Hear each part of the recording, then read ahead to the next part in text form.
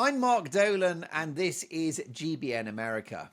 With a little more than 2 weeks to go until Election Day, after battles over immigration, the economy, and foreign wars, could the result ultimately be decided by public frustration with political correctness, or so-called woke?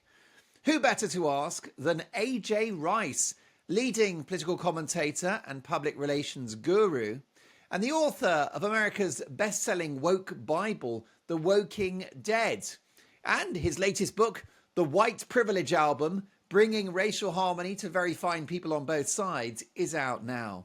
AJ, welcome to the show. We'll come to the book in just a moment. But can I ask you for your instant reaction to Kamala Harris's interview with Brett Baier on Fox News? Brother Mark, great to be here. I'm your poor relations. I'm your poor Irish relations here in the swamp here in Washington, D.C. So it's really a privilege to be here. So here's the thing. You have to let me set the stage for you here with Kamala in this interview.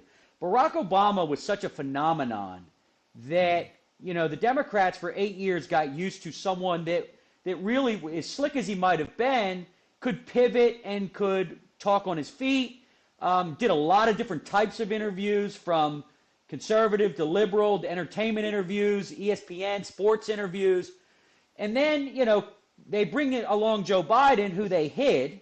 They kept him in the basement in the 2020 election and, sort of plugged him into the wall. And he did very few adversarial interviews, which is interesting because Biden is sort of this fixture in Washington, and he never met a camera he didn't like. He was actually one of the few sort of U.S. senators over the years that would actually do adversarial interviews and go on, the Fox News channel or talk to the Wall Street Journal or so on. So with Kamala, they have really done her a disservice because they have wrapped her in bubble wrap. They've wrapped her in styrofoam peanuts, and they've kept her away from anyone that could question anything other than the fact that she's wonderful. So they took the seal off here with this Fox News interview, and, she hasn't had any, practice. So whether it's football or baseball or basketball or hockey, you have to practice, and you have to practice against competitive, adversaries. So, I know Brett Baier.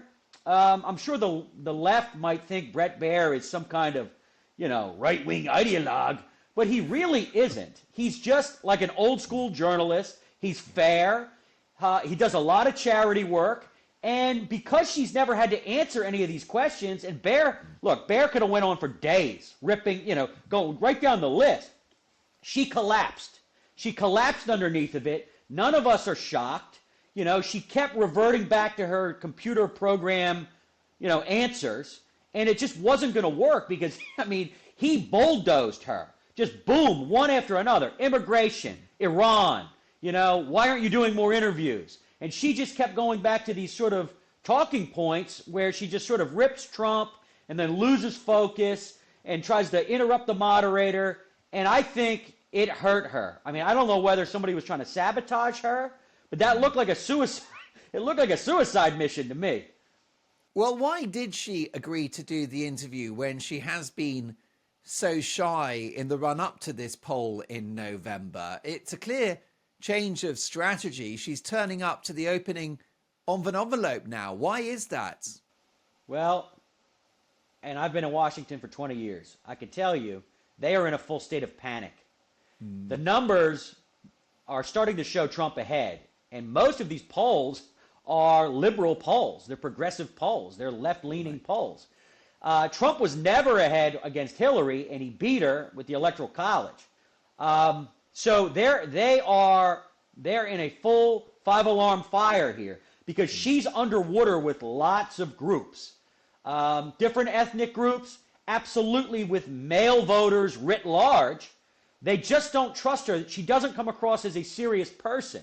And for the last week, she's been doing unserious interviews. So here was her one chance, right? And obviously, ladies and gentlemen, she's not going to channel Margaret Thatcher. She could barely channel Hillary Clinton. She cannot channel even Sarah Palin, and she looks like a buffoon. She looked like a buffoon. This is the one shot she got to get some kind of juice or some kind of gravitas out there, and she collapsed under its weight.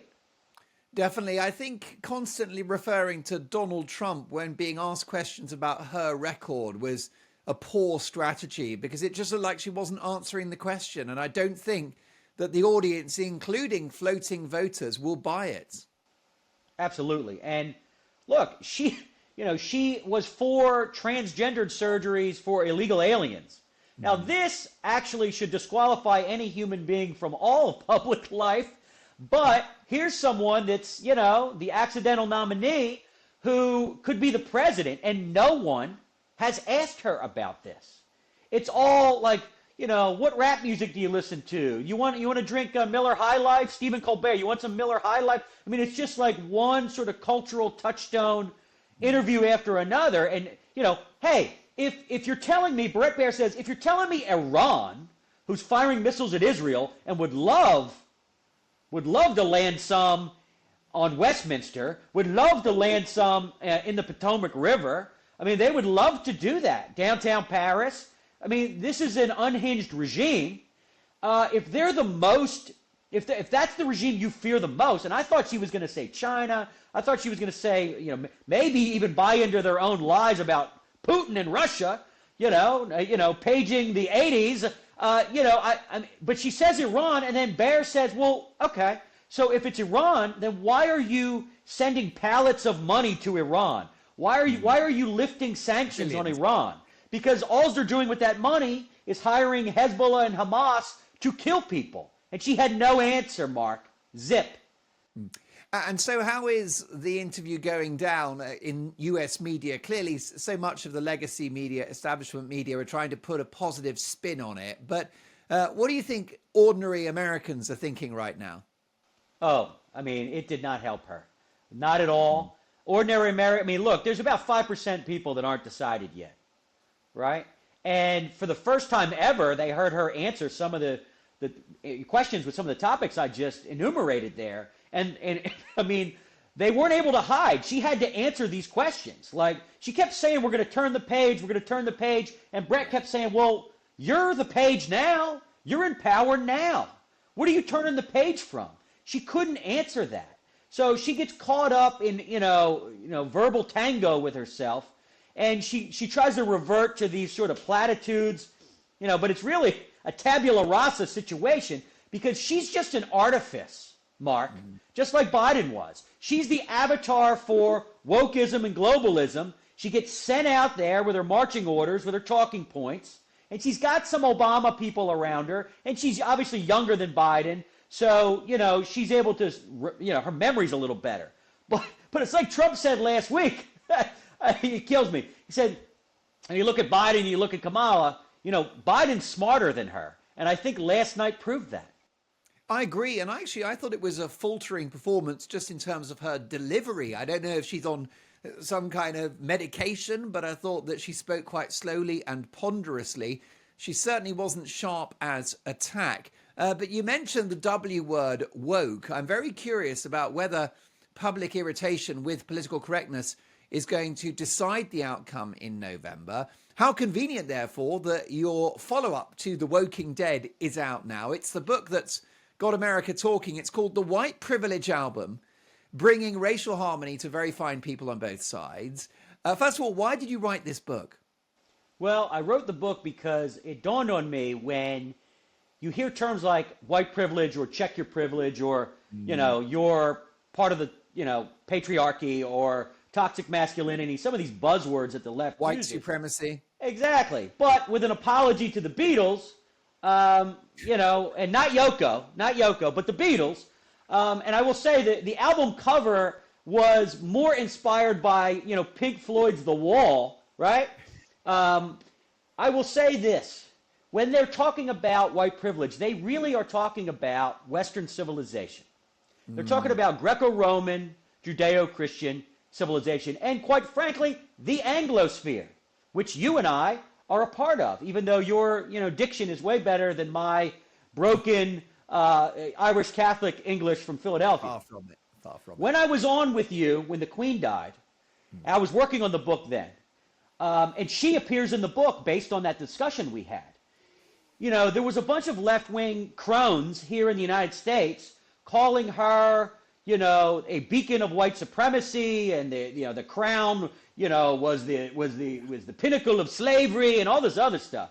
And I went on. You called in the Catholic backup to defend the Anglican Church, okay, to basically defend her because she was a pinnacle of Western civilization, and that's why they hate her. That's why when you saw riots a couple years ago, race riots across the United States that bled over into other countries, it wasn't just about Civil War Confederate generals. It spread.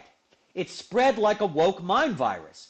And it spread to the Union generals. It spread to Abraham Lincoln. It spread to Churchill, Christopher Columbus. I mean, we just celebrated Indigenous Peoples Day here in the United States. I mean, obviously, I didn't, and most of the Italians didn't.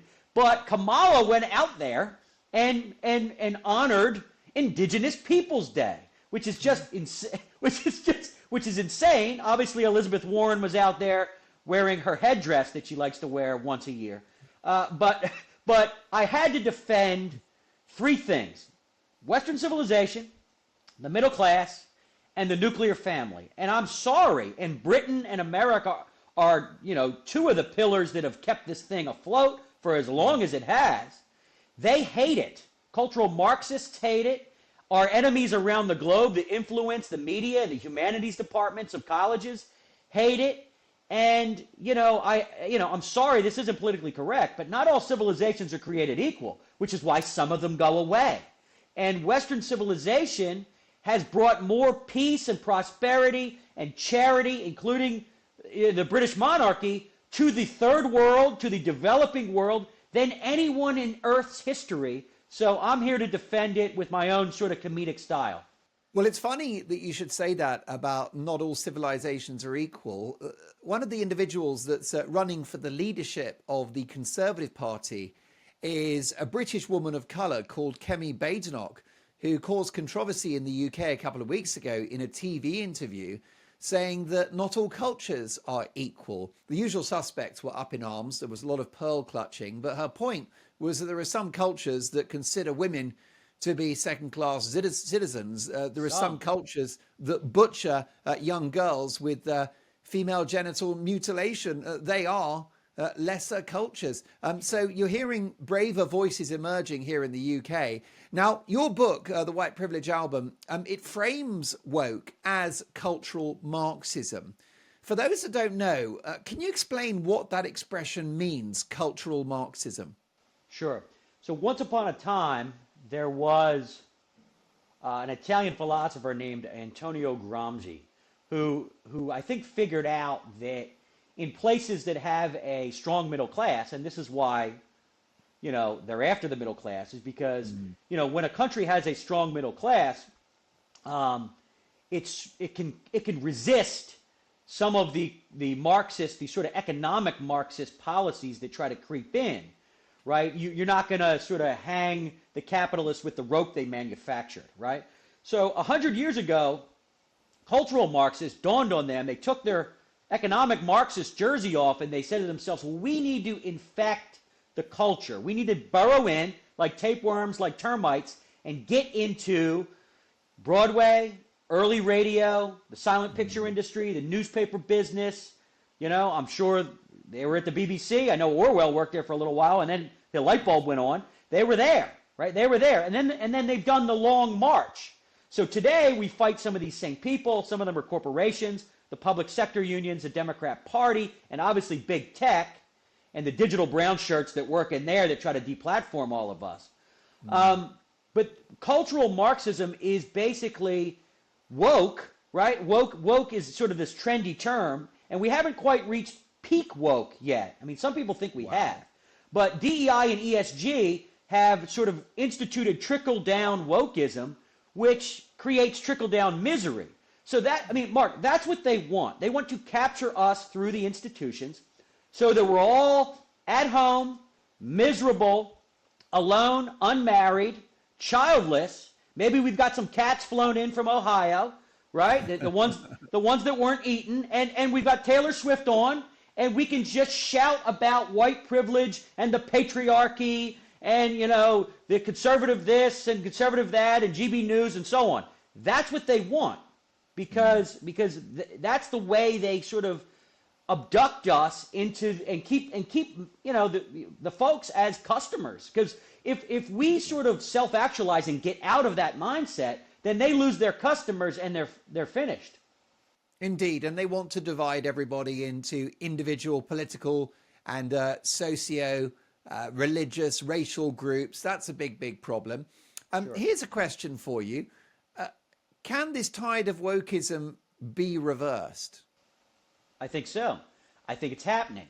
I mean, if you mentioned woman who wants to be in charge of the Tories there. Yeah. I mean, not all cultures are created equal either, and she's right. So Western civilization, we have one culture.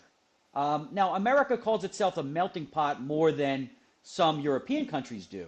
But inside of Western culture, I mean, look, when it comes to the United States, we're not a multicultural country. We're a multi-ethnic country, right? Mm. So here, you can go get a Guinness on St. Patrick's Day, go get a tequila shot on Cinco de Mayo, you can do yoga, you can eat sushi, you can do all of these things. But we are not going to throw out the Magna Carta and the Bill of Rights and the scientific method just because we've got different types of traditions here that have come from other places. I'm sorry, we can do two things at the same time.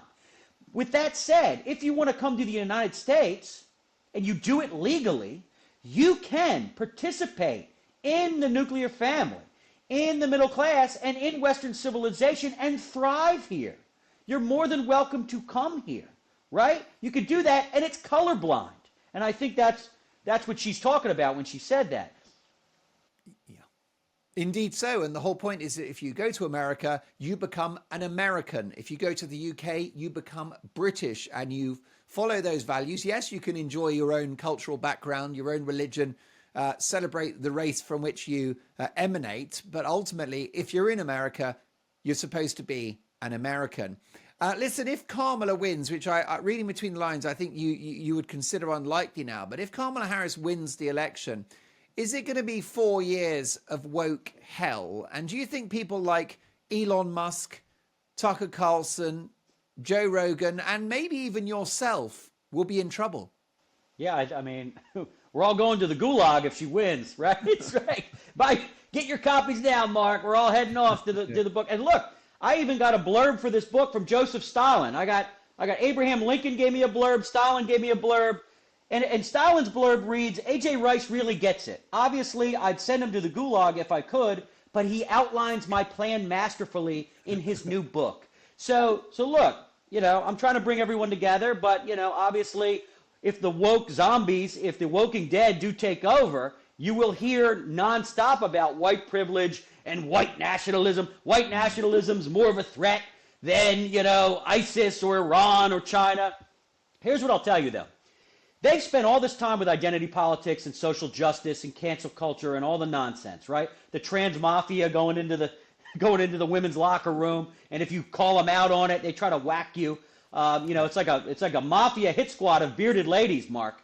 But in the United States here, over the last, 18 months, the most popular politicians have all been anti-woke warriors. So whether it's Vivek, who we worked with, Ron DeSantis, who we know but we didn't, RFK Jr., who we represent his super PAC with the PR firm, and Donald Trump, and we work with his publishing house, Don Jr. owns, and we've worked with his super PAC. These are all anti-woke culture warriors. And I think if you take all of them together, and including some Bernie Sanders people, if you can believe it, and Ron Paul people, and certain libertarians, we're in the majority. We are in the majority. So there is an insurrection here. It's an anti-woke insurrection. And I think parents are trying to take back their schools, their city councils, and they're pushing back, because I think regular folks that just wake up in the morning and they've got to pay for $6 eggs and energy costs out the wazoo. They've got the entire third world being redistributed to their living room. They don't want to deal with this, right? They've got real problems. So, yes, I think Trump will win, and it's why she's underwater as much as she has spent time pandering to the, this group and that group like it's a Benetton ad, right? Most people don't want, they don't trust her. She's underwater with Muslims in Michigan and Jews in Pennsylvania. So she's bringing everyone together against her, and I think it's going to work out not only for America, but for the West in general. Indeed. Of course, Barack Obama was berating black African Americans for not supporting Kamala, essentially labeling them sexists, somehow with the suggestion that they've got a problem with a female president, which I don't think there's any evidence of. Meanwhile, Kamala essentially buying black votes, in particular, forgivable loans for black entrepreneurs and all the rest of it. Will any of that work, or is it just desperate stuff? Well, let's take Obama, for instance. And Obama was, the first black president, although I was told years ago by Maya Angelou that a chubby white guy from Arkansas was the first black president. And with that said, he goes to this group of Steelers fans in Pittsburgh, in my home state of Pennsylvania, and he says to them, look, Kamala's from the neighborhood. Now, I don't know what neighborhood he's talking about, the Canadian neighborhood, the fancy neighborhoods of Marin County, California, outside of San Francisco. She's from the neighborhood, so I'm concerned that the brothers aren't voting for her, right? So he's basically putting on them, you need to vote your race and don't worry about the fact that, she's a woman. And isn't that, now, Mark, we have this term here, it was invented by a Democrat, but it's not really used by them anymore, and that is the soft bigotry of low expectations. It doesn't dawn on Barack Obama, who he's got 3 houses in 3 of the whitest neighborhoods in the world. It's never dawned on him that, maybe African Americans like Trump for his policies. Maybe they don't want the police defunded. Maybe they don't want migrants being bused to their cities. Maybe they don't want the public school unions to have a stranglehold on their children's education. Oh, it couldn't be that. It's got to be race and gender. See, this is how they see the world, and I think, and certainly the United States electorate, and I think the electorate is leaving them behind because of it. If Donald Trump is in pole position now for November the 5th, is there anything between now and then that could change the game or move the dial, such as an appearance by either Harris or Trump on the Joe Rogan podcast? It sounds like that's going to happen. It sounds like he's going to give them equal time. And I got to be honest with you, Brett Baier's tough. Brett Baier's a trained journalist, but she could really beclown herself. That's a word that we made up here in the United States, by the way. She could totally, just melt into the floor, because although Rogan is not going to, hit her on policy, he's going to make her so comfortable that she's going to step in the cow dung along the way. It sounds like that's going to happen. He's going to have them both on, and I think he should. I think more Kamala means more votes for Trump. So, if she wants to do more adversarial interviews, I'm all for it. She should come on this show. She should come on this show. Definitely. I tell you what, I'd get you to write all the questions. In fact, we would do the show together. What a dream team. I'm going to give details of the book one more time in just a second. But finally, let's talk about Trump. He is a very spontaneous personality. He's authentic. He's a maverick. He's unpredictable. But does Donald Trump have enough discipline to get this one across the line? Well, I don't know what the general media is talking about in the UK, but he has actually had way more discipline this third bite at the apple than he did the last 2 times. He's doing the rallies. Yes, he's been shot at. But, he's doing different types of interviews. He is going on a lot of these sort of cultural touchstone podcasts with stand-up comics, and he's hanging out with the bros. He's hanging out with some guy that, Theo Vaughn, who's talking about doing cocaine. Trump was always a cultural figure. I got my first taste of Trump by listening to the Howard Stern show in the early 90s. So he's going back to his roots. It's authentic. He is a lot of fun. There's not much that's going to shock anyone at this point. So, look, they could always go after it. We've had 2 assassination attempts. We've had 4 phony indictments. I'm assuming maybe there'll be a 5th or a 6th, but I don't think the American people are buying it. There's this little tiny sliver that's undecided, and I think it was whether they were undecided about Kamala and her behavior over the last month or so, and her goofy running mate, which we didn't get into, who's just some wacko that can't remember whether he was at Tiananmen Square, right? How about Mark? Remember that time you and I were in London and the Luftwaffe was bombing us? Remember that vacation to Pearl Harbor when the Japanese showed up? I mean, he can't remember. So I mean, he's got to go. He's got to go. So yeah. Don't forget the Berlin Wall. The fall of the Berlin Wall as well. Listen, right. AJ, thrilled to have you on the show. Let me tell you that AJ's latest book is called The White Privilege Album, bringing racial harmony to very fine people on both sides. It's got America talking. It's out now. AJ, we'll catch up soon, and fingers crossed for November. Mark, I love you. You're a patriot, and I love your team. Keep fighting over there, brother.